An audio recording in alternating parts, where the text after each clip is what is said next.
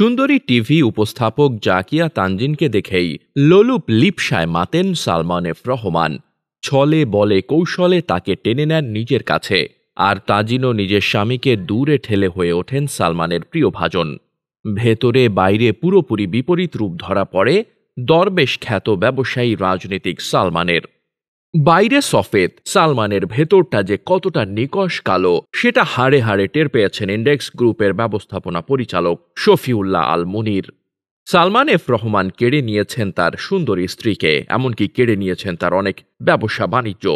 হাজার হাজার কোটি টাকার খেলাপি ঋণ এবং ব্যাংক ও শেয়ার বাজার কেলেঙ্কারির জন্যই বরাবর কুখ্যাত সালমান এফ রহমান। এবার বেরিয়ে এলো তার নারী লিপ্সার কাহিনী। এ বিষয়ে ইন্ডেক্স গ্রুপের এমডি শফিউল্লাহ আল মুনির একটি বেসরকারি টেলিভিশন চ্যানেলকে বলেন, জাকিয়া তাজিন একসময় শেয়ার মার্কেট বিষয়ক নিউজ প্রেজেন্টার হিসেবে কাজ করতেন বিটিভি বা ২১ টিভিতে। তখন থেকেই ওনার সঙ্গে সালমান এফ রহমানের একটা ভালো সম্পর্ক ছিল। সবাই বলে তাদের মধ্যে কোনো আইনগত বৈধ সম্পর্ক ছিল না। অনেকেরই ধারণা তাদের মধ্যে একটা বাজে সম্পর্ক ছিল, আর সেই সম্পর্কের প্রভাবটা পড়েছে আমার বেবি ও আমার নিজের ওপর। টেলিভিশনের অনুষ্ঠান সূত্রে সালমান এফ রহমানের সঙ্গে পরিচয় হয় ব্যবসায়ী মুনিরের স্ত্রী জাকিয়া তাজিনের। বাড়ে ঘনিষ্ঠতাও। তাদের কাছের মানুষের কাছ থেকেও শোনা যেত অনৈতিক সম্পর্কের গুঞ্জন।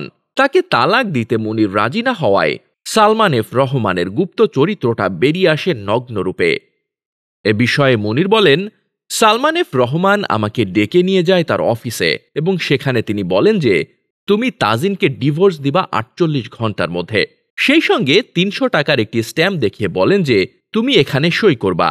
ভুক্তভোগী এই ব্যবসায়ী বলেন, ওই স্ট্যাম্পে ৮টি শর্ত লেখা ছিল। তার মধ্যে ছিল, আমি কখনোই আমার কোম্পানিকে নিজের বলে দাবি করতে পারবো না, আমার স্ত্রীর নামে সোশ্যাল মিডিয়া বা টিভি চ্যানেল কোথাও কোনো অভিযোগ করতে পারবো না, আমার ছেলের কাস্টডি চাইতে পারবো না। মুনির বলেন, তখন আমি বললাম যে এটা কিসের জন্য, আমার অপরাধটা কি? আমরা হাজবেন্ড ওয়াইফ, আমাদের মধ্যে যদি কোনো সমস্যা থাকে সেটা আমরা নিজেরাই সমাধান করতে পারবো, আমাদের ফ্যামিলিও আছে। তিনি বললেন, না তা হবে না, সোজা পথ হচ্ছে তুমি এখন যাবা এবং তোমার স্ত্রীকে তুমি ডিভোর্সের নোটিশ পাঠাবা এবং তাকে ডিভোর্স দিবা। তিনি আরো বলেন, তাজিনকে ডিভোর্স দেওয়ার জন্য সালমান এফ রহমান আমাকে এরকম প্রেশার দেওয়ার পরেও আমি যখন রাজি হলাম না, তারপর থেকেই বিষয়টা প্রকাশ্যে আসলো এবং আমার উপর ওপেনলি অ্যাটাক শুরু হলো। এর আগ পর্যন্ত বিষয়টি কিন্তু গোপনই ছিল বা কেউ জানতো না, এমনকি আমার অফিসের লোকজনও জানতো না যে কোনো সমস্যা হচ্ছে কিনা আমাদের। সালমান এফ রহমানের এই নারী লিপ্সার বলি হয়ে ব্যবসায়ী শফিউল্লাহ আল মুনিরকে গুম হয়ে থাকতে হয় দীর্ঘ ১ মাস। মামলা হামলায় দুর্বিষহ হয়ে ওঠে তার জীবন, যদিও ২০২০ সালের শেষ দিকে তালাক হয়ে যায় তাদের। Desk report, বার্তাবাজার।